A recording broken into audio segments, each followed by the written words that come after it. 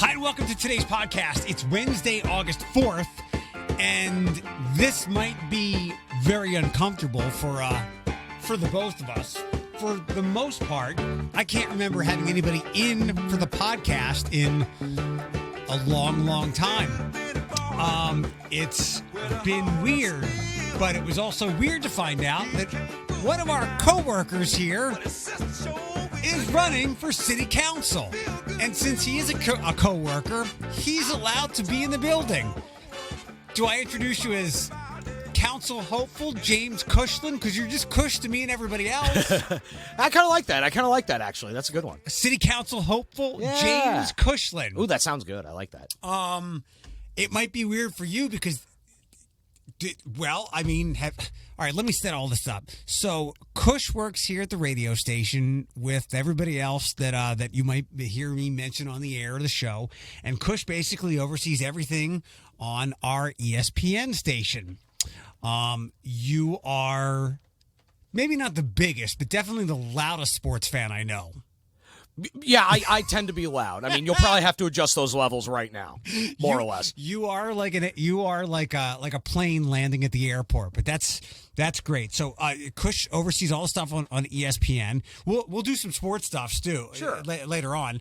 But I'm reading WTOL.com a couple of weeks ago to see who's going to get in the running here, as names needed to be turned in on time to run for city council. And I have a friend, his name, he was connected to me, so I'm like, sure, I'll have you on. We seem to, you know, good people. So I had Daniel Ortiz on. He lives in the Old West End. He's going for one of the at-large spots. I met him during trying to gather signature petitions. Good guy. Good. Dan seems like a good dude. A lot of newcomers running this year, yourself included. And then I'm scanning the WTOL list, and I see James Kushlan. And really, honestly, I thought your legal name was just Kush for the longest time. I mean, yeah, it could easily be that. I mean, maybe I should look into changing that when all this is done sometime. But, yeah, everybody obviously, you know, around these parts are through the airways knows me as Kush, babbling about sports things when I can, you know, over on the ticket, trying to keep all of the fun games, because that's always been my MO since I essentially took over that position was, hey, you know, let's make sure we get some live games and see what we can do for some other sports talk. I know we're between some things right now, and, you know, having to move, and that whole story from 106.5 to 100.7 was its own thing that we're still trying to, you know, kind of sort through. And obviously because of this, any ideas I have of finally having my own show, obviously those are put on a little bit of a hold right now, which I have no problem with. So I remember I get some phone calls. I have a friend that oversaw the Lions radio network, and he's like, I'm trying to reach out to you guys, and I'm trying to find a Jim Kushlan. I'm like, I don't know who that is. They're like, he's the contact for Cumulus. Oh, you mean Kush? So and then I'm reading this WTOL list. I see James Kushlan. At this point, 2 weeks ago, I knew that was your name. We're on emails. We know each other's we know everybody's legal name around here. And I take a snapshot. I take a screenshot, and I send this to Jerry. I said, Jerry's our boss here. He oversees all the programming stuff. I said, there's got to be another James. There's got to be more than one James Kushlan in Toledo. Not that it's a Smith or a Wilson, but I had no idea that our coworker had aspirations to run for city council. And Jerry's like, I think that's him. And sure as shit, we can curse on the podcast. You intended to run for council, and then a couple of days later, you found out that even though it was like by the skin of it was by the chain link of a first down marker. Pretty much, you got enough signatures to get on the ballot for city council. Just enough, because let me tell you, you know, I'm doing this kind of independently. There's a sort of story behind, you know, why I'm doing this, but the gathering petitions, and you're correct, I just barely made it onto the ballot with the 19 others, since there's 20 going for these various 6 at-large seats. And, you know, trying to gather petitions when you're one-man banding it is more of a pain if you've never done it before than you might think. I don't have a team of people running around with T-shirts with my name and face on it or anything doing it for me. I pretty much had to do all those, and I even screwed up because I've never done any of this before. So there was like a couple of sheets where I wrote something in a space I wasn't supposed to, which invalidated, so I kind of had to start over halfway through. So there was a part of me that's like, well, the deadline's in 2 days.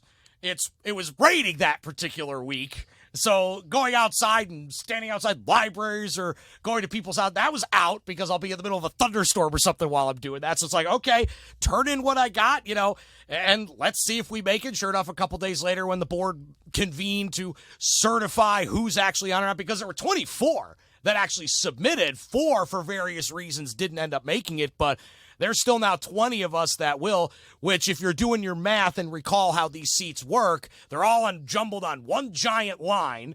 So when you get to the primary on September 14th, and I believe early voting even starts like August 17th or something like that, 8 of us are getting eliminated. Could I be one of those 8? Yeah, probably. But, everybody has their thoughts and opinions and complaints about anything in politics and government these days. And, well, to quote Stewie talking to Brian once, well, this is my plan. Where's yours?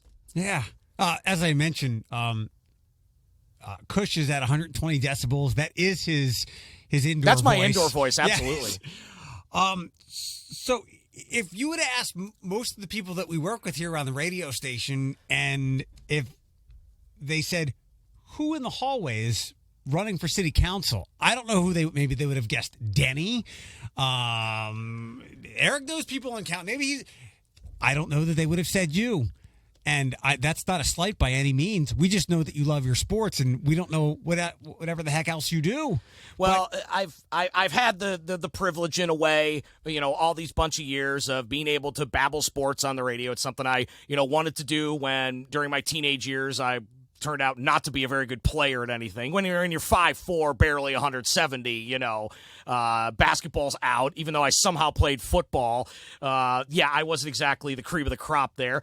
But I always had a little interest in this. My uncle once worked at an oldie station. This was like early, mid-'90s, and I would sometimes be in the studio with him, and he would show me all the little buttons and the tests you had to do for the EAS and yeah, whatnot, those types of things. So it could stay legal. I don't know why I thought, hey, this could be something, I could do. And then all these past bunch of years, whether being co-hosts of various shows that have come and gone in a way, I got to talk to the local teams. I've always loved this market from that sports point of view. I'm originally from the Cleveland area, so obviously that's where my fandom goes. But in this market, you never run out of things on a sports level because you got the pro stuff in Cleveland, you got the pro stuff in Detroit, you got Michigan, you got Ohio State, and since I went to Virginia Tech, long story behind why that was the case, I could look at things like Michigan, Ohio State with a weird objectivity that not many in this area, because you're going to fall on one side or the other. I'm the same way. I'm not from here, so I like to make fun of both of the parties, but with all that and your love of sports and listening to you, that's why I did a double take when I read your name on the WTOL link.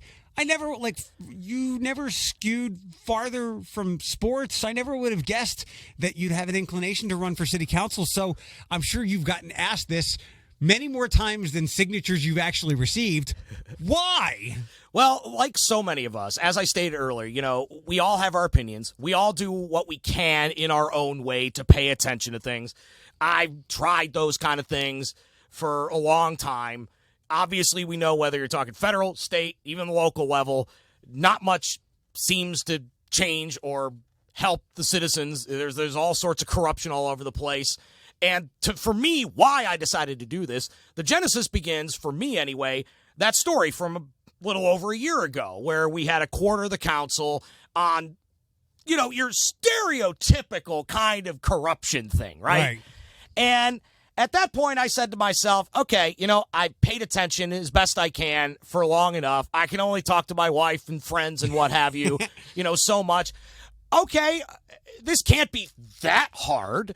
Why don't I'm going to go down to the board and I'm going to get the little sheets to get signatures. And okay, let's see if I can get on the ballot and do anything about that. And, regardless if you're born and raised here or you now live here. I mean, I have been in this area since 2007, been inside the city since my family, we bought our first house in 2015.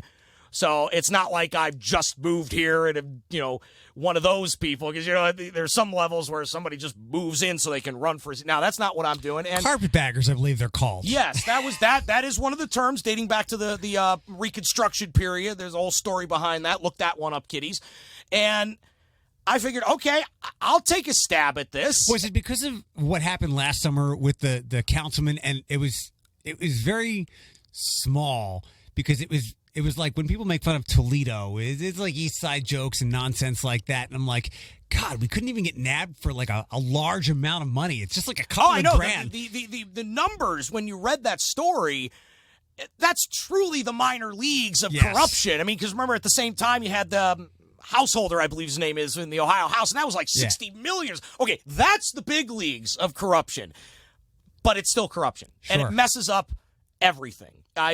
For a long time, I've made an analogy that, think of a tree, right? A big old tree in your yard. You have all the branches and the leaves. Those can represent all the various issues we all have with government functions, and there are aplenty. Well, what's propping all that up? Two things. A trunk and a root system. The trunk is kind of, the way I analogize it, is kind of like the rigged two-party system. You can't get in unless you kowtow to one of the main twos, R's or D's, and that's how people, filter into office. Third parties get terrible to this day. It's astonishing if any of them get to 5%, let alone say what Ross Perot did back in 92. Sure, it was a miracle. Yeah, and I'm still convinced this day, had he not dropped out in the middle of that, he would have actually won a state or two here and there. But, so that kind of props it up as the gatekeeper, if you will. It's very hard for just somebody, a random citizen, to try to do something and fight those establishments. They will kneecap you. And then underneath it all, you have the root system. It's underground. You can't see it. And it infects, even though that's, when you think about tree, that's not necessarily the right word, but it infects everything. It's spread out so where. That is what I view as general corruption. It messes up everything as you keep going, up the tree. Is it corruption, or is it just the way business needs to get done? You know about the Buckeye and the cable issue and the city and the FBI. Like, I don't have a big problem with that, because business has to get done. And if I were Buckeye, I would have said the same thing. Now, when it comes to Dale M., however you pronounce his last name, and I believe his wife being an editor at the Blade, working for the blocks, maybe there's some questions there. But I would want to look into his background and see if there's any shady things there. But if I were Buckeye, I'd go, no, I'm not paying for this either. And my thinking all along was the other companies that had to move their stuff were these gargantuan global companies, the AT&Ts, Columbias, and when they see a couple of $1 million on their bottom line, they don't think twice. They just, they write the check, as opposed to the blocks and Buckeye. They're like, whoa, that's a bigger sum of money for them. The stuff that happened last year, corrupt, bad people, and again, it was sad. You're right. Minor league deals, like a couple of grand here, a couple of grand there from internet cafes. But can you give me some other examples of where you see corruption? Because it's one thing to be like an insular system, and which you have to be a part of in many ways to be in government, and actual corruption. No, and that's fair. I mean, it can take, many forms. That's why in my analogy, I kind of equate that overall thing to like kind of the root system. It feeds it all, but it's underground. You can't see it, as well. There was a good article, was it last month or the month before, the political writer whose name eludes me at the moment in the city paper. And he kind of went back detailing that whole, the whole Summit Street or whatever for some of those repairs. And Johnny Hildo? I think so. That's a fake name. It's a pseudonym. Right, of course. But either way, pseudonym or not, it was blanking off the top of my head. And he had just had this little piece that was going back into some of those deals and on some of the road fixing that was going on, and if you reread that again, you can kind of see where a certain entity with more power than the average citizen is kind of being like, hey, but that's how things work. Like, you will. Should they work that way though? Yes, because, and I think it's in degrees and shades. There's the red territory where it's favors for favors, and the citizen is losing out. In a lesser degree, it's just how business gets done. The Solheim Cup had to happen here, and things needed to get done for the greater good of the area. let's use your situation for instance. Somehow, some way, you're going to have to be more than just yourself and your family, and you will then become beholden to some people. Now, some people might want things that are terribly unethical, and you're going to go, absolutely not. I'm not saying that's you, but other people will have helped get you to where you aspire to be, and then you have to stand for them, and they might ask you to do things that you feel questionable about. No, and that can easily happen. That's an issue by issue thing. You run across maybe a certain issue, and certain people may like it, certain people won't. You're never going to get 100%, on any kind of issue that's out there. But at the same time, most quote unquote corruption though is not as you kind of were stating right now, is not as obvious as, say, the councilman thing from a year ago. There are all sorts of deals that go on, but it does seem that at too many levels of government, for way too long, those who can pay more, which is usually not your random citizen, unless random citizen happens to be really, really rich or something like that. Sure. All they could do, is vote. And that's why I'm also trying to run to just get a different citizen's voice out there. That's not, I could have easily gone to, say, the Dems or the Republicans maybe earlier this year, way earlier in the year, and tried to gain their support. Maybe it would have helped me with ballot petitions, but then what would have I owed them on the backside of all that? Yeah, because you will always owe someone something. You know this. You've been in this building and in this business a long time, as long as life is about relationships, and it's actually not. And you can buy relationships, what you talked about with money. I mean, look, there's a reason ProMedica has all the nasty nicknames. Yes, we hate the cost of our medical bills we get from them, but we love what has happened downtown. And without them moving downtown, like what's there now is probably a third of what it is if they're not there.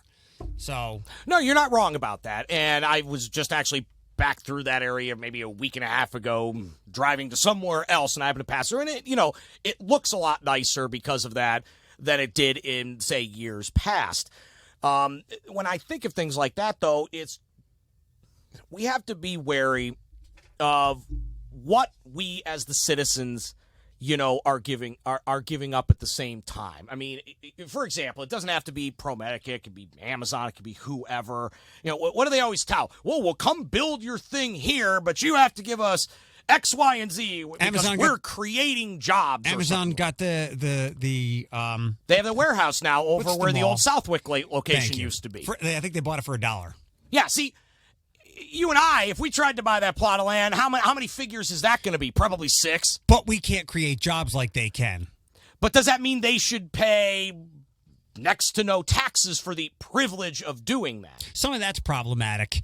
And I don't know what exactly their tax figure through the city is, but it's going to be low. We know that it's going to be really low. And this is why I would never get involved in politics, even though I've thought I love living here. I have some influence, some clout. Most of the thing I would think is I don't want people pulling skeletons out of my closet and digging in where they could. Not that they would do that to anybody else. But it's hard to tell these things because for one person, and by the way, I'm not arguing with anything. I love the pragmatic nature of it. I have kind of a motto, and some people would call it's very defeatist. I can apply this to sports. I might not agree, but I understand why certain things happen. And for one person, that's Amazon is the example. For one person, that's a job where they can make more money than they've ever made before. And maybe they can progress because they're cut out for that kind of work. For another person, that could have been taxable land for something else. That is Amazon taking employees away from me. That's Amazon taking business away from me. Scary. So one thing is not necessarily good or bad. It's just how those tentacles get out there. Yeah. Here's a way I've been thinking about on an overall macro kind of basis. People for so long now, and rightfully so in the vast majority of cases, don't like government things.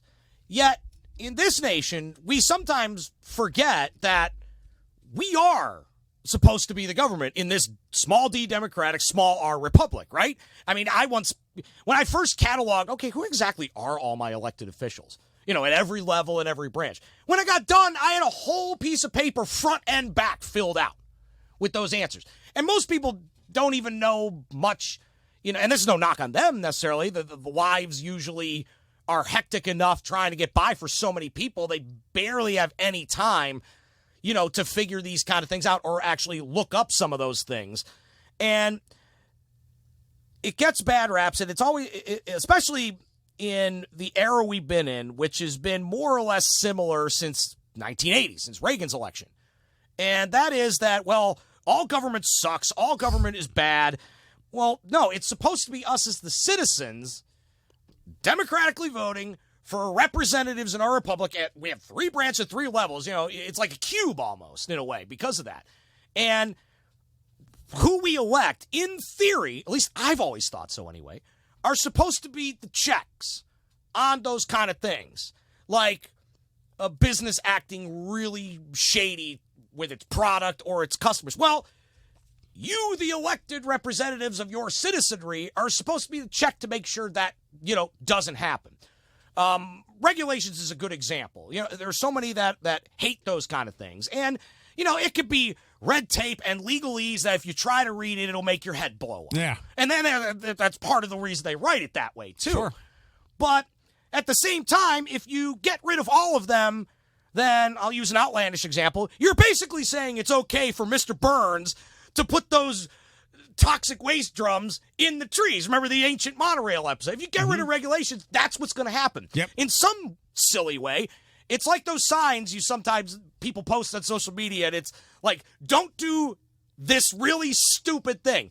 Well, you know why there's a sign for it? Because somebody did it at some point. Multiple people did it. If it's one person, you can shrug it off. But multiple people doing that stupid thing is enough to have people put it. It's the same kind of thing in a way.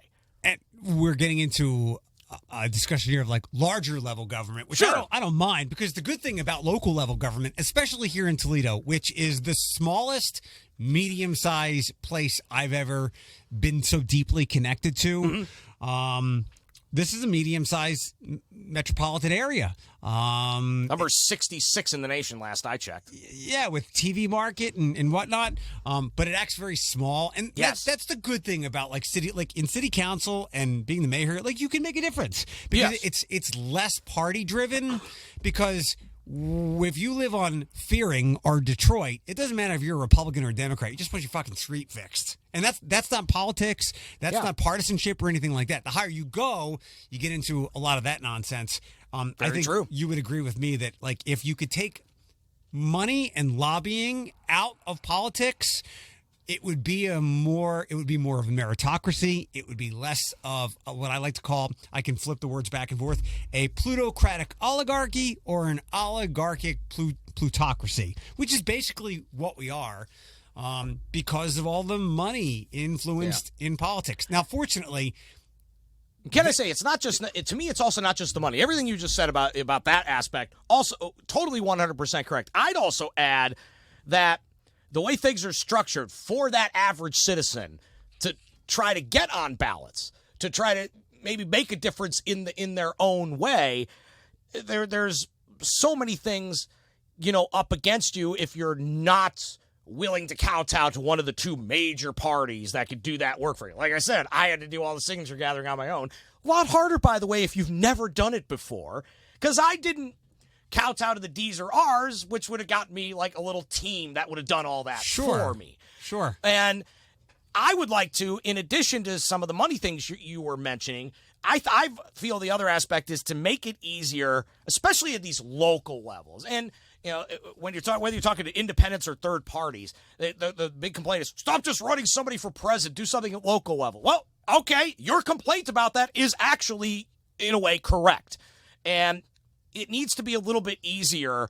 I would love a situation where either signature thresholds are a little lower. I mean, the fact that we have 20 of us running for these city council at large seats, and of course, again, Toledo does it a little differently than others, where you have your districts, and that's in a different year, and then these are just all the at large.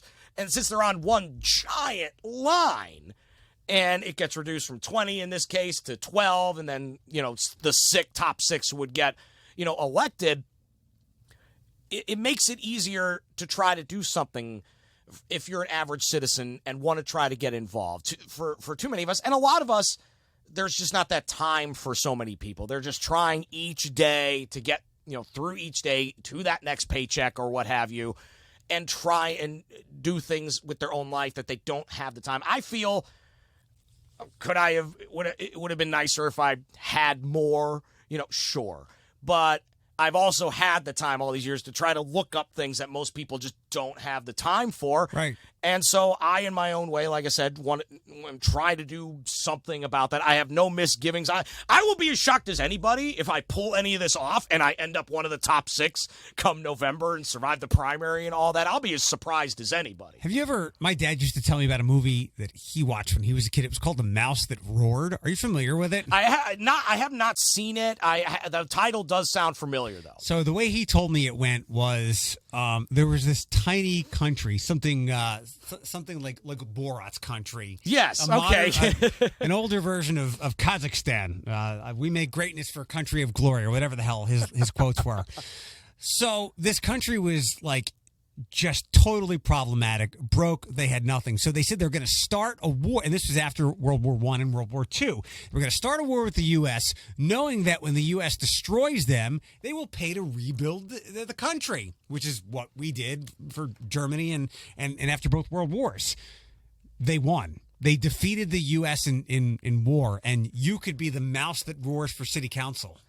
And that would be an interesting way. And honestly, that's part of what I want to do. In addition to the ideas that I have, that I could try to do at a local level, part of what I want to do, if I were to actually pull this off and become one of the 6 at-large members, is, make some noise about these various things in a place where somebody can actually, make some of that noise. So I don't love using the corruption word because it's so shadowy. We just don't, and the average person might call the pro-Medica stuff corruption. Well, stop going to those concerts then. I mean, it's complicated. So I'll say just being a decent, ethical human, which seems very far lacking in our elected officials at all levels, and it's been going on like that for decades. That's a good way to put it. And I think decent human beings do get in, but then they get pulled into the machine, and then they've got to do things for people. So besides being a decent human on city council, what are some of the other things that would be important to you? You talked about doing some things. Well, one of the things I'd like to do, and I was actually tweeting about this recently because I know it came up last week. I believe Cardi's doing it in the mayor's race. I saw one of the other candidates, I believe it was Michelle Grimm. They were posting gun violence stuff. And what I basically said was, each of these people right now has some decent points in it. And for me, though, if I'm on the council for an issue like that, and those things come up, my stance is going to be, okay, I see where you're coming from. Obviously, we're an urban area, no matter how medium-sized we may be, and urban areas do have that type of issue. Forever. And that's just never going to go away, unfortunately, because it's just what happens when more and more people congregate. My thought on something like that is, okay, if one of their ideas or proposals or some version of theirs, and there's others that are making them, of course, too, comes to the floor, I'm going to vote no on it unless it includes an actual citizen review board that has teeth.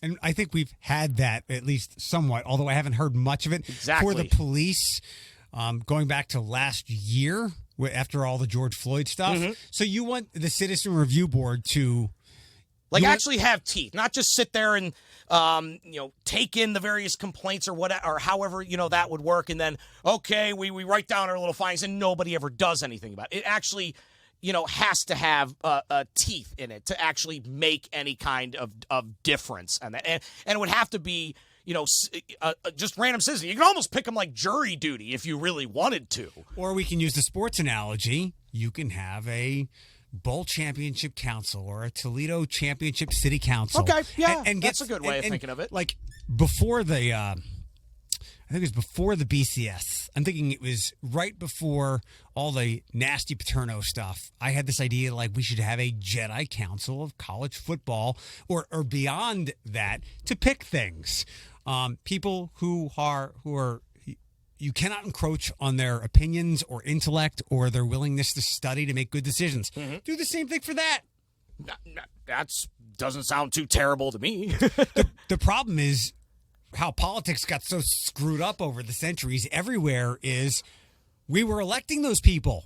As when we began this democratic republic, the people were going to pick these citizens who were supposed to be of great intellect and opinion. If you really want to go to the genesis then of what you're saying, because I sense where you're going with that, and you're not wrong.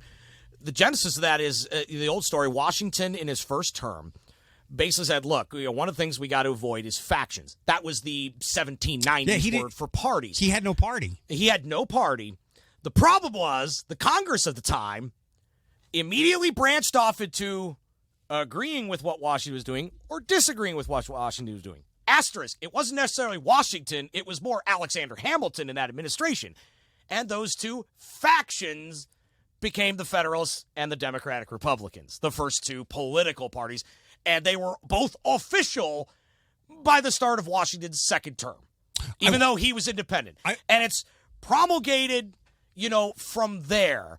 And so it never even really from the beginning was this enlightened citizens getting, elected to your various federal, state, local offices to do things. It immediately became factionalized. I wasn't going that route, but you're right. But the basic point of I'm picking this person to represent me and my views, but then other things got involved once they were elected for whatever reason. And it's evolved, I think, in a certain way after a couple hundred years where most people, for better or worse, they don't even realize the name, probably never looked up anything.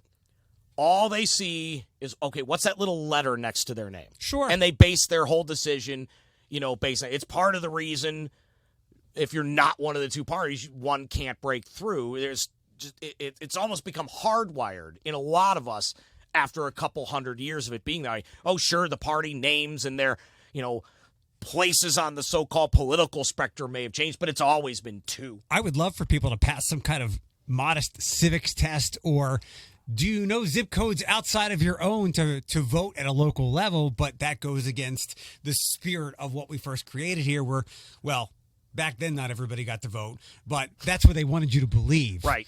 So I'm all for citizen review boards. Get a really smart bunch of people, a board of directors, to approve big ideas or make sure that people are acting on these things that get discussed or that the public wants. Hold on one second. I got to do one of our traffic reports. Knock yourself out. So we got decent ethical humans, accountability. What's another idea that you would like to implement or push forward? Another idea that I have, and I know this came up, current Mayor Kapskevich said something about this maybe a month ago. I would like to see the elimination of all the cameras, the red light, the speeding cameras. Back whenever they were put in, it was, okay, it's efficiency, a little more efficiency, a little more safety. But at the same time, we have to remember, especially, since 9/11 from 20 years ago, now everything is monitored in a way that it wasn't when I was a kid. They didn't have the technology in the 80s for any of that kind of stuff. And I can't recall if some of this has been changed over the years. Or they're inactive right now. You know that, right? Yes. And I'd like to keep them that way then. Because on some level, it is, yes, there's the safety aspect, but it can also be used for those evil, nefarious ways. And in other places, in other areas, it does do that. Not necessarily. I'm not saying here, but in bigger metropolitan areas, they do use those for more than just stopping the guy who is going 10 miles over the speed limit or something like that. And, when they were like anything, we had to private contract that out. Mm-hmm. So in a twisted yet technically correct way of saying is, when you got a ticket from one of those, before, not necessarily now, because as you said, they're inactive, and that's true. When you pay that fine, technically a part of that has to go to pay to the company that the city bought the cameras from. I analogize it like this. Would you pay a ticket if it came from Walmart? No, of course you wouldn't. And so I would like to see, I'm glad that they are deactivated. I would like to see them gone completely.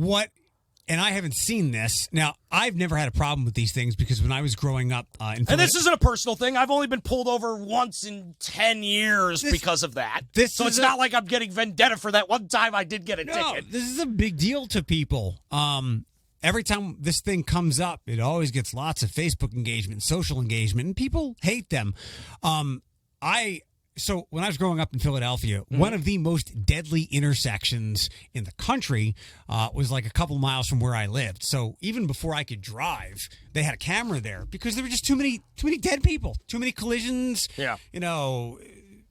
Did they need to change the speed limit, so on and so forth. So I've been used to things like that for safety reasons. And the only thing I've asked for like 6 or 7 years now, publicly on the radio, let's see the safety data. And most of the safety data that I have read, not just here, but in most places, it's not overwhelming to the point where it says we need these things to keep people safe. If it were overwhelming, I would be totally on the side of leaving them. And I could take them or leave them. I think people would like to see more transparent data that they're not being used as a source of revenue. But I've also, again, I don't like it, but I understand it. If that means that it can keep taxes down because they're ticketing people like that, so be it. Because if you take that revenue off, and I know they did some revenue readouts a couple of years ago and pointed out how much it was or it wasn't, I like to say, we live here. We have to pay for it. These are not the city budgets of when our great-grandparents were matriculating through these cities and money was plentiful. We live here. We got to pay for it in some way. So if they take those away, somewhere, some millions are going to have to come up. Even though, again, they're inactive right now. And you can very easily avoid the ticket. It's in some ways an intelligence test. And that's a good point you bring up about, wanting to see, some of the data from when these were active. And that kind of feels like my citizen review board idea, because it's not that I'm opposed, hardcore opposed like some are to increasing police budgets or increasing number of officers. But it's like, okay, here's the minimum that needs to happen in conjunction with something like that.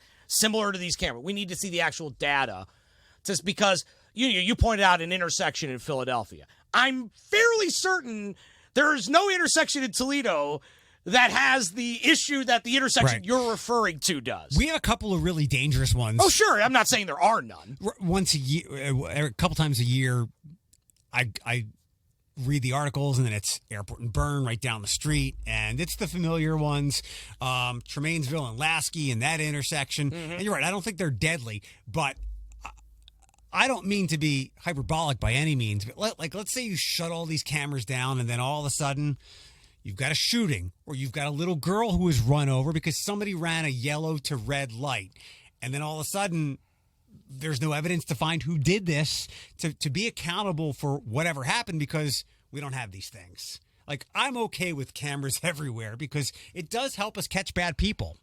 And there is something, to that argument. One of the counters I would say is, well, the same situation happened in 1983. There wouldn't have been any cameras around for something like that either. And we've survived this long without all that, extra monitoring. And again, there is the safety argument, and you're not wrong necessarily about that.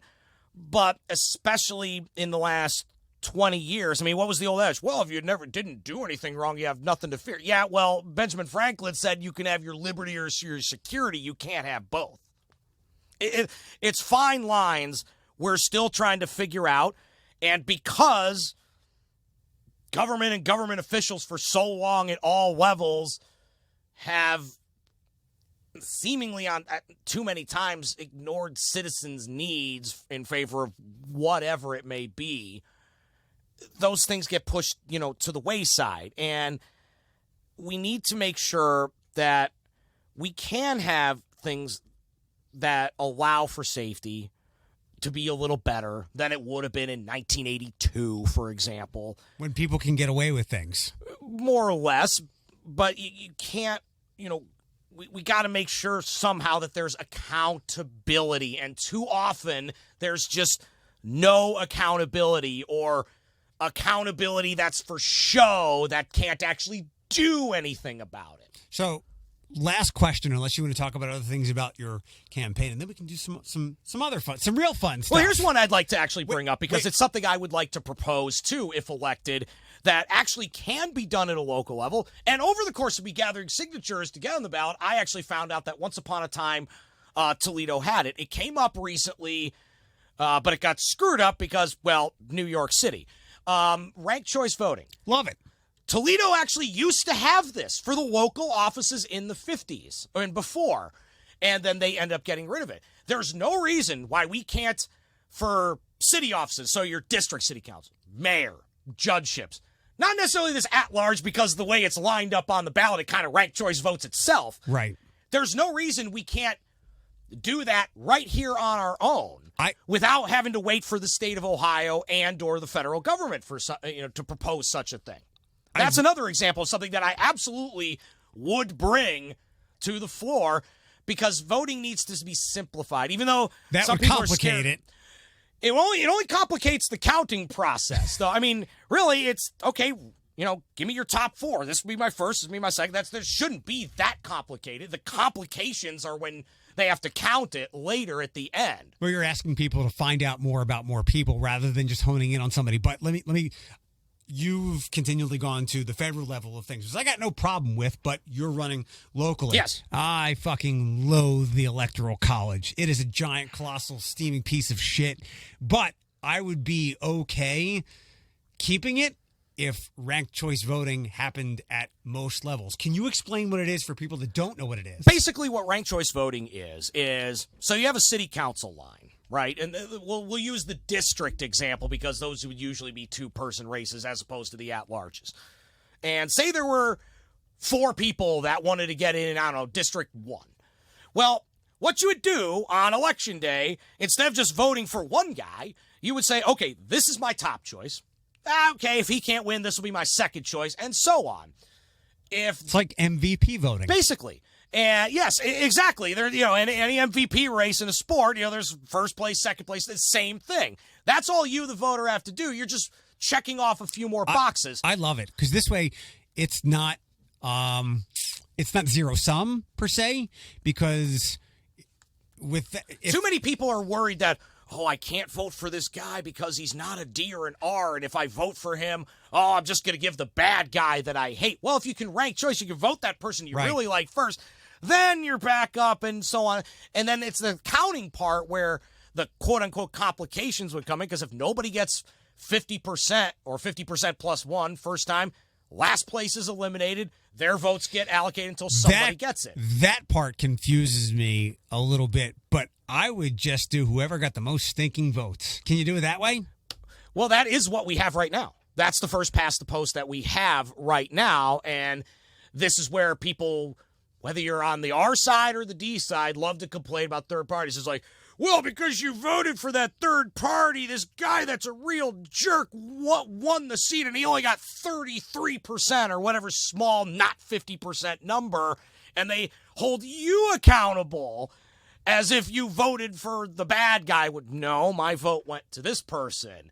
And it'll nullify. It won't fully nullify, but it'll mitigate, that effect. It would allow more to come in and try to run for various offices.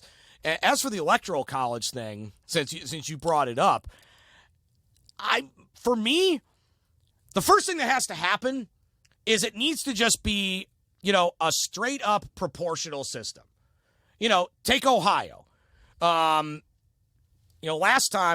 Last year, Trump won it, 53, 40, whatever, whatever the percentages was. So the way most states except for Maine and Nebraska do it. And you don't want to do it congressional district. That's what they do, because then you get states that one party or the other. So I get 53% of Ohio's electoral votes. Exactly. I do that in a second. So if you're going to keep the Electoral College, It's just got to be proportional. If you get 53% of the votes, you get 53% of that state's votes. You don't even need people. You just make it a point system. Yep, That's what I would want to do if we're even going to keep it at all. Because people do vote for third parties and get a lot of darts and arrows thrown at them because you gave someone else the race. Because I compare it to my vote in November, or whenever I sent my mail-in ballot in, didn't count. Yep. My vote was not counted. It was completely discarded. What do you mean? You voted. You participated in a democratic process. Yes, but when they tallied the votes, mine didn't count because it was winner take all. I voted for Biden, but because he didn't win this state, and Trump got all the electoral votes from this. I like what you said. I'm all about getting percentages. We have 48 that do it winner take all. You win a state by one vote, all the votes go there. And I would rather do the electoral college vote by proportion as opposed to what Maine and Nebraska do, which is by congressional district. They get 2 for your, because your electoral vote number is simply, well, how many House of Representative members do you have plus your 2 senators? That's what your electoral vote number is. So Nebraska and Maine, you get 2 for just winning the state, and then it goes by each congressional district. Did you win the first? Whoever won the first district gets that one vote, and so on. The problem with that is when you get a state that one major party or the other is gerrymandered to high hell, well, then you're going to have a situation where, say those percentages last year would have been flipped, and it would have, just for sake of argument, it would have been 53 Biden, 47 Trump in Ohio. But the congressional districts all went the way they are aligned in their House. Well, then Trump would have still gotten 12 and Biden would have only gotten 6. Right. But with the way they can, with the way politicians can move around districts, and I think, didn't Jim Jordan have a weird district? Like, it's all over the state and it's big. Like Captors is weird too, as the other side effect, of that. It just skims across the lake. There's a part near the bay where it's not even connected by land anymore. You can, all the gerrymandering and moving of these districts, you're stacking the deck, you're moving the goalposts, you're changing the rules, and that's the corruption that I have an issue with. That's an example. There's so much of it, and I know it might be a buzzword to some, but it's so pervasive, sometimes in giant obvious ways, and sometimes in those not so subtle ways. But at the end of the day, all the forms of it mean that compromises end up being made, and those compromises nearly always favor whoever can pay the politician the money, and that 99.9% of the time is not going to be able to be me or you. But me or you might align with the person that's paying that money. It's possible. It all depends on which issue it is, I suppose. Get rid of ranked choice voting on a lower level, local level, keeping those cameras off, or at least not ticketing, being a decent human being, and what was the other? Some kind of citizen review board to make people who are supposed to be doing things completely accountable. So, last question, politically speaking. You said something, and we moved on real fast, but just talking about, when we hear the word politicians, we think ickiness. Yep. At some point in all these people's lives, most of these people's lives, regardless of the level of office, I'm sure they aspire to do good, ethical things for their community and for people, but somehow they got pulled into the sludge. How do you keep from being that person that in many ways you're lambasting right now? No, that's an absolutely fair question. And the best way I can demonstrate it is to say it like this. It will sound a tiny bit selfish, but hopefully it'll make sense. So, just in passing, I ended up looking up how much, councilmen in the city of Toledo are paid for being councilmen. $26,000. And you know what? I don't mind saying out loud, that would be, for me, a $2,500 increase in what myself and my wife made put together in the last normal year we had in 2019. In other words, I would actually be having more personal take-home pay from being a city councilman than I do here. Might mean that and therefore, I would have a little more in my own pocket that I don't feel I need somebody to try to give me money for a vote. I've already, on a selfish level, had that increased in my own personal life, even if it's just $2,500. You'll work a lot more hours, though. And somebody could prey on that. Maybe, I think you'd know because you're a bright guy, but you might not know. Hey, Jim, let me give you $5,000 to, get your signs up. And you know what? If you're only spending like $4,500 on the signs, totally fine. Take the wife and family out for dinner. Yeah, it doesn't need to happen. But I would not let that happen. But you know what? I don't need to have it happen for me. For me on a personal level. I get it. And I'm just making the point that... No, I get it. I get it. Not Sure. But because you're right. So everybody, there's been so many people, right, left, middle, whatever, that eventually if they pull this off, they fall into a trap like that. You get pulled into the beast. Yeah, and you do. And that's one thing that that's the most personal thing I would have to have discipline on in myself in doing it. And I would just have to, and that's why I worded it like that and thought about it like that once I discovered how much, they were getting paid. Because I'm like, well, if that's an increase for me on a strictly personal level, and it is, by my calculations, about $2,500 per year, more than me and my wife put together made back in 19, because it's hard to go by 20 and even 21 with still things lingering on that. And okay, well, on a personal level, I'd have a little bit more than I did before, so I don't need some guy coming down saying, "Hey, vote for me this way, and we'll take care of X, Y, or Z for you." Right. No, get out of my office, and I'm going to expose you now. So what's the worst that can happen? I don't win re-election in 4 years, or the election, well, this would be in case I actually made it there. Obviously, if I don't get past this primary or the general, this is a moot point because I wouldn't be there to have those things happen. I am envisioning some fantasy where BCS or college football playoff chaos happens in the second to last week. And come November, Jim Kushlan is the new mayor of Toledo.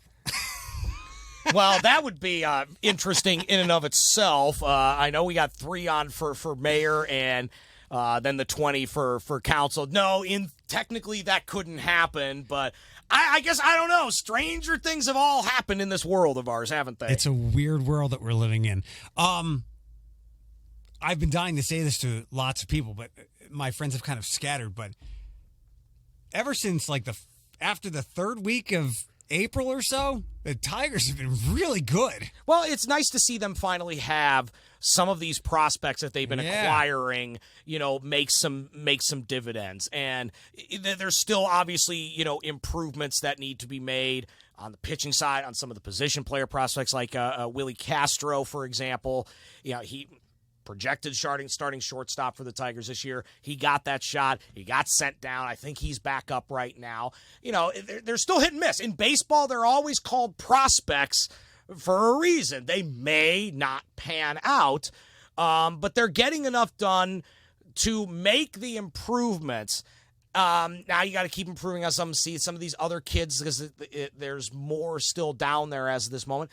And it's also about, position. Like, they can't do anything about designated hitter until Miguel Cabrera's contract is finally up, for example. And I was looking that up yesterday, and it finally, you can see, and I'm not a Tigers fan, but I just follow the stuff closely. Mm-hmm. You can scoff at whenever he signed that deal 5-6 years or so ago, and you think, oh, we're not going to worry about the last couple of years. Well, those last 2 years have top 10 MVP finishes on there for them to get activated for two $32 million seasons. Yep. So there's 2 more seasons of the Tigers paying Cabrera because I guarantee he's not going to activate those options. But I also look to see that Spencer Torkelson is actually hitting better now at a higher level than when he was at a lower level, and it's very possible. It's not likely the Tigers will start him there, but he could easily be on the opening day roster next year if he continues to hit like this and has a pretty show-out spring training. I hope to see something like that for their sake. I'm pretty sure they're not going to bring a guy like Torkelson up for the remainder of this year because this is a thing in baseball, especially when you're not the Yankees, the Red Sox, or the Dodgers. Service time. That's why you won't see Torkelson, for example, until at the earliest the start of next season, because they won't want to start that clock yet. And it sounds kind of shady when you say it, but from a front office point of view, when that front office is not the New York Yankees, you need to be mindful of that so you have as much control on those very cheap deals when they're team control and at arbitration level before they can ask for their $20 million a year, in free agency. But that's an example also of the other crop of some of the youngsters that they picked up over these last couple years, the Tigers, that we haven't seen yet. You got to eventually get those guys up. But again, I wouldn't expect him to get a September call-up no matter what he's doing because they won't want to start that clock yet. But he's exactly a piece that we have to eventually see to see, okay, can you hold down that position? Can you be our guy here? Because that's a lot of what, when you're in a situation like the Tigers are in, that's a lot of what this is about. We've heard all the stories about, the Casey Mizes, for example, and he's honestly, to be fair, he's done just okay.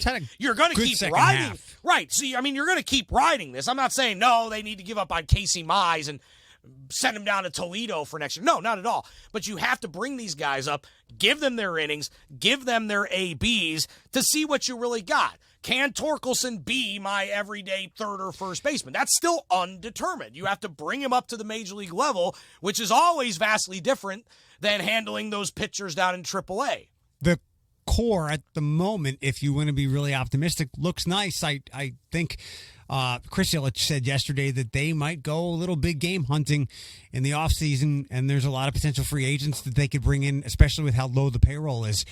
To go back to the service time stuff, and this is probably way over everybody's head, but that's the quintessential instance that fits into my model. Like, I might not like it, but I understand it. And in most cases, I like it. Like, I know people were giving the Cubs a hard time because Chris Bryant had his service time jerked around, and people were like, that's exactly why they did that. So much for having him for that extra year. Well, yeah. I mean, as a fan, you want to see somebody who's really good up as soon as possible, but just know that you could potentially lose that player on the backside when the team is really good. So, and regardless of our fan opinions, I guarantee you that's how front offices think about it, because it's important to remember in baseball, relative to, say, football or the NBA, where you come straight out of college, get drafted, and you get your rookie contract. There's no such thing as the minor leagues. Baseball's free agency is based on originally what happened in, what was it? 1975, when they eliminated the ancient reserve clause. Back in the day in baseball, there was this thing called the reserve clause. And what it meant was an owner could just keep signing one-year contracts and forcing that on that player. That's why your greatest stars always played with the same team for their entire career. They literally, legally could not do anything about that. So the compromise when those got shot down in arbitration cases in the 1970s was, okay, we are institute of free agency, but you have to have been a major leaguer, and this is calculated by service time, for 6 years. Then you're allowed to be a free agent. The first 3 years are team control. That's how in 2017, Francisco Lindor was only being paid $575,000 or whatever that number was. It was stupid low. And then arbitration kicks it a little higher because it's arbitration. As the name implies, if there's no settlement, it goes between to like an arbitration panel, and they decide, is the player right or is the team right, and then they come up with a number, and that becomes the guy's contract. But it adds up to 6 total years. At the end of the 6th year of service time, then you're a free agent, and you can do whatever you want. To use Torkelson as an example, yes, and I wish smarter people did do this rather than advocating for guys to get paid or the evil owners to stop pinching pennies. Do you want Spencer Torkelson to start the season so the Tigers can go 79-85? Or do you want Spencer Torkelson when he's an all-star and he's helping them win 97 games and he still has a year away from free agency? In a way, both of those questions are semi-irrelevant because we don't know if he's going to actually be able to stick. Maybe he's a bust. Those happen more often, especially in baseball, than one might think. I mean, I remember the Indians supposedly from the CC Sabathia trade way back in 2007. Matt Laporta is exactly the example I'm going with. He was supposed to be a power-hitting stud first baseman. He was an absolute disaster, and then you're right back at square one. It's not about the win totals to bring up Spencer Torkelson. It's about, for a guy like him, and again, they won't. For this argument, okay, assume the trajectory will be met. Be correct. Yeah, because look.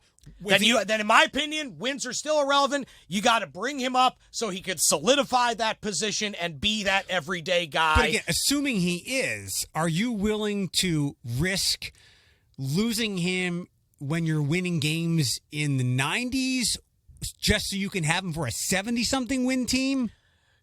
Because I get what you're trying to say. The risk. This is where the 6 years come in, or in smaller market teams, it really plays out as 5 because you always try to trade a guy a la Lindor this past offseason with the Indians. You try to trade him when he's got at least a little bit of control left. I mean, when the Indians sent him to the Mets, he had this season, and then he would have been a free agent. So they got 1 year of him. So it might play out to 5, but same type of thing. Yes, you might have the ones because you still have to improve. You're not going to go from where the Tigers were these last couple years and immediately next year they're going to win 100 ball games in the division. That's usually not how it works in baseball. There is a progression.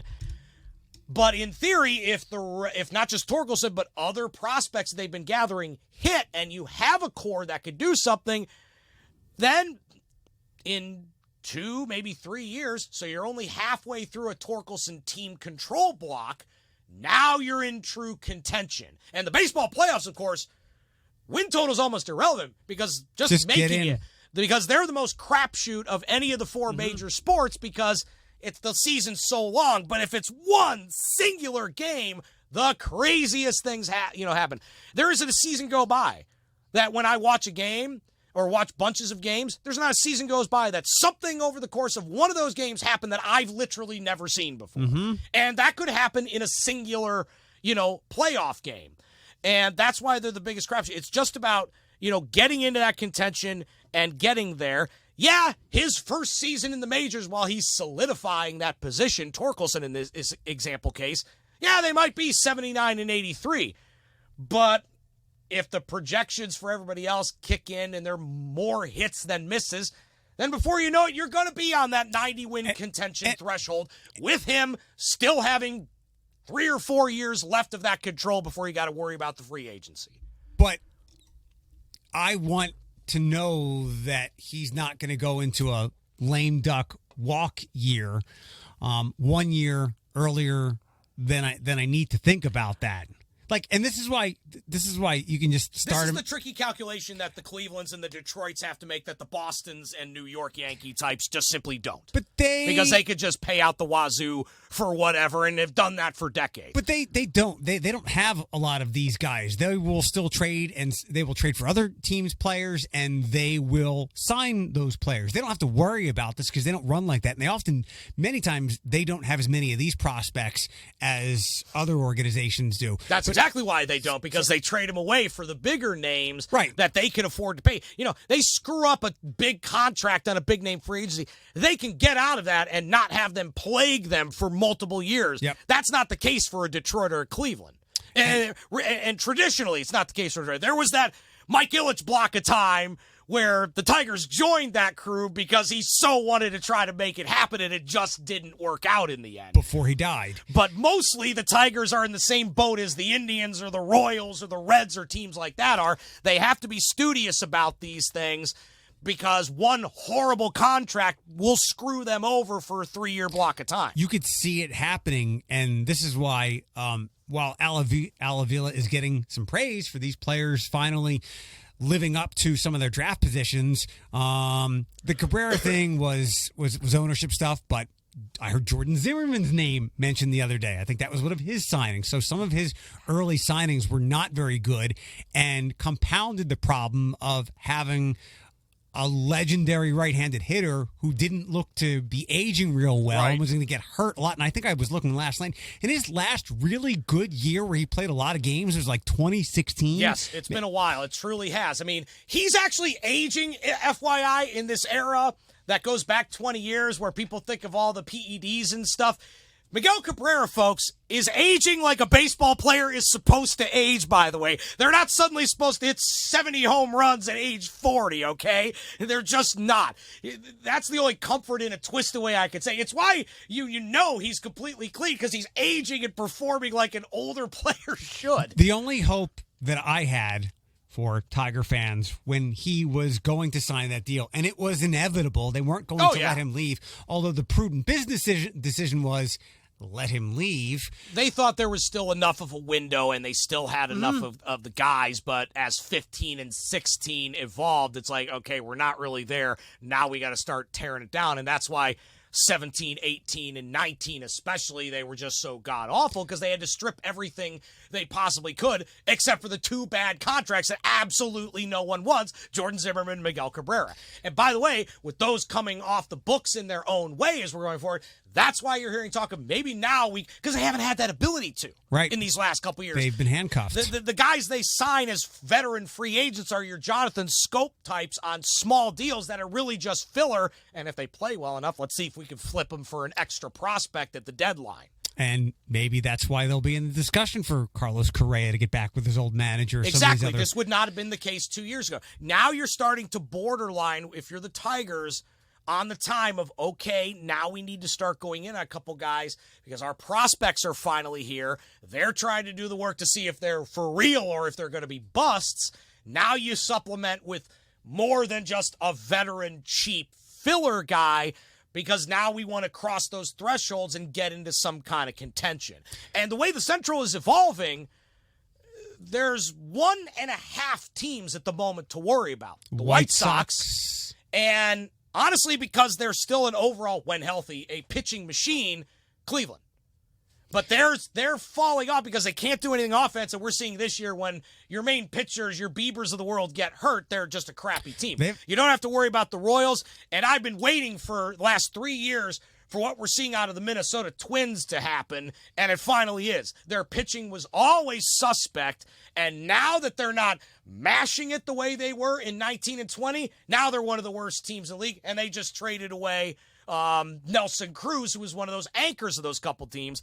They're going to have to recycle themselves as well. So if you're the Tigers, because you think of it in division prisms, it's the White Sox, and if their pitchers stay healthy, maybe the Indians ahead of you. That's it. Mm-hmm. And it hasn't happened this year for the Indians. No. I mean, well, they got all three of their main pitchers hurt. And though they've been masters in the last decade of producing starting pitching quality talent, because all three of the main guys I'm referring to, Bieber, Plesac, Savali, all these guys were drafted in 16 when they were going to the World Series that year. That's when those guys were drafted, and you trade away the Klubers and the Bowers of the world, and these guys just fill in and it's all seamless. Well, the next crop below them wasn't ready yet. You know, J.C. Mejia, he's going tonight, for example. He's still got a 750 ERA. Dude just wasn't ready, but you had no choice because they were hurt. And then the offense has just been a black hole for a couple years now that when you lose those big starters at the front, you just can't compete. And that's why they're at the 500 mark as we speak. Their last outfielder of note, Kenny Lofton. Or so it seems. I mean, every year it's the same thing, copy and paste. The Indians need outfielders. Yeah, no, they do. And they're fumbling through some things on that. And because they haven't had their outfield has been statistically the worst in baseball. It's like the third year in a row now.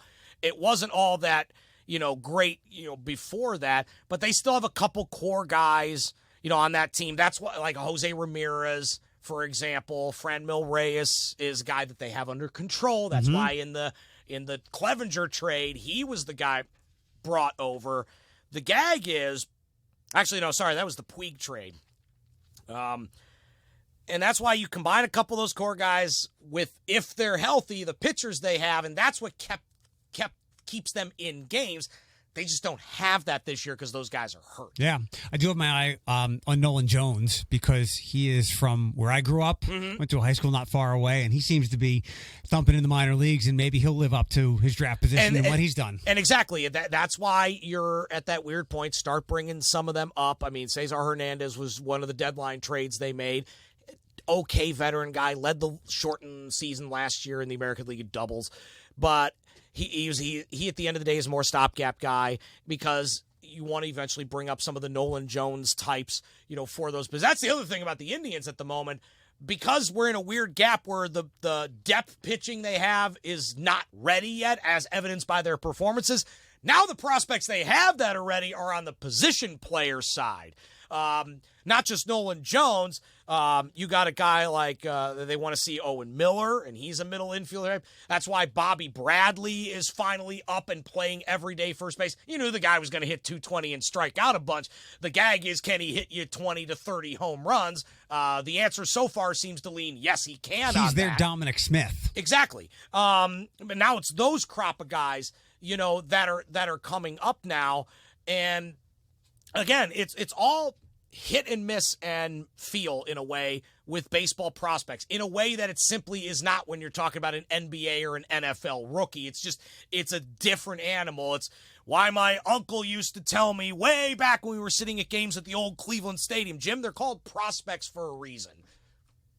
Mm-hmm. They are in other leagues as well, but there's many more phases and layers to go through from minor league baseball or amateur baseball to get to the major leagues than the other stuff. Yeah. Did you have fun? Was this fun? Oh, yeah.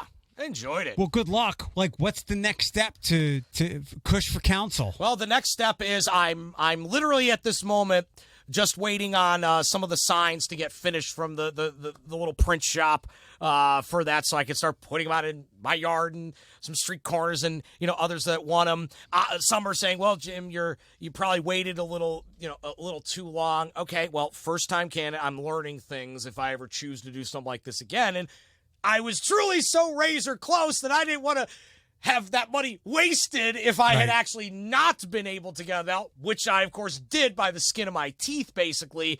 So really, we're at that point. I'm hoping to, and I'm totally borrowing the old FDR phrase in that, I'm hoping to have a little fireside chat event here in the next week or two as we're getting started for early voting. Just, come on over, ask me anything you want kind of deal. If you want to sign, I'll have some. And just trying to be amongst this mix. And, the way I've been thinking about it, too, is because I've never done anything like this before, at least I, now know stuff if I ever choose to do it again in a way that I didn't before. And B, even if I'm one of the 8, because that's the other gag, 8 of us are getting eliminated on September 14th.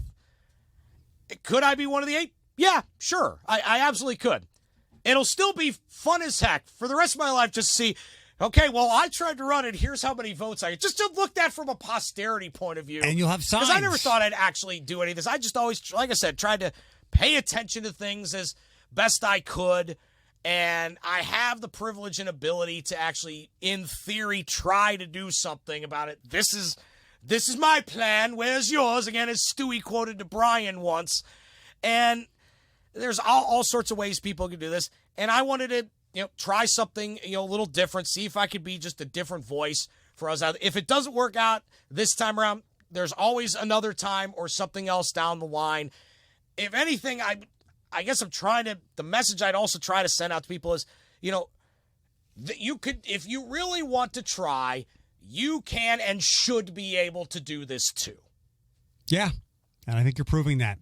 You will definitely have a loud and distinctive voice. And you'll make sure those dials are where they need to be. You don't want to overmodulate because that's a problem with me. You'll win the decibel race with everybody. And I look forward to seeing how the next 5.5 weeks or so unfold. It could be quite wild just because the sheer volume of the amount of people that are in this thing. Yeah, I mean, I think last time these seats came around, there was only 13, so it just barely went to the primary last time. And yeah, there's 20 of us. There's Dems, There's Republicans, there's not endorsed of each, there's independents, so it runs the whole gamut. And by the way, people, it won't say what party anybody is on. These are quote-unquote nonpartisan races when you see your ballot. So unless you do the research, you won't know which one they may or may not align with. And that I like that kind of aspect, too, and that's perfect for a kind of local race. But it is definitely going to be interesting for all of us involved and seeing how this shakes out here in the next month and a half. Absolutely. Yeah, good luck with everything. Let me know how I can help. And I look forward to the volcanic fireside chat that you'll have. Yeah, it starts because if I do it at my own place, I have a fire pit in the backyard. My wife loves going out and doing the s'mores and hanging out there. So I'm thought, well, that just lends it to itself if I do it there as opposed to like a park or something. I could call it the fireside chat and there'd actually be a fire. Maybe you can get yourself like a 1930s FDR suit, or I'm thinking maybe like a smoking jacket and a pipe. From one broadcaster to another. What I want is the 30s style microphones. Those old things where they're not like nice like this. I want one of those where it's like the big circle old school mic. That for us in the broadcasting biz, that'd be the collector's item right there. Yes, and nowadays you'll just be on Facebook doing it.